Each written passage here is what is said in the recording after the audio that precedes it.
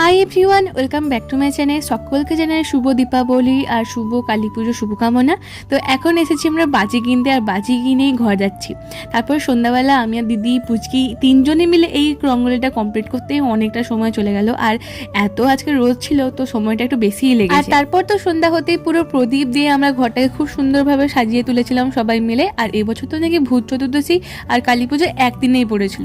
তো এই কালী পুজোর দিনই বেশ অনেকগুলো প্রদীপ দিয়ে ঘরটাকে সাজানো হয়েছিল। তারপরে শুরু করলাম আমরা বোম ফাটানো। আর এবছর তো আমরা প্রচুর বোম ফাটিয়েছি, মানে এই বছর যত বড়দি দিদি পর্দা যত না বোম ফাটিয়েছে, আমি সঞ্চিতা আর স্বস্তি তিনজনের জন্য বেশি বোম ফাটিয়েছি। তো বোম টোম ফাটানো হয়ে যাওয়ার পর তারপরে যাচ্ছিলাম আমরা সবাই মিলে একটু ঠাকুর দেখতে। মাঝখানে সঞ্চিতা স্কুটিটা চালানো শিখছিলাম, আবার কখন রাত্রের বেলা, তবে 5 মিনিটে কিন্তু চালিয়েও ফেলেছি, হিহি। তো তারপরে ঠাকুর দেখে এসে এই স্কাই শটটা ফাটালাম। আর আজকের দিনটা আমাদের খুব ভালো গেল। তোমাদের কেমন কাটলো অবশ্যই কমেন্ট করে জানিও। টাটা।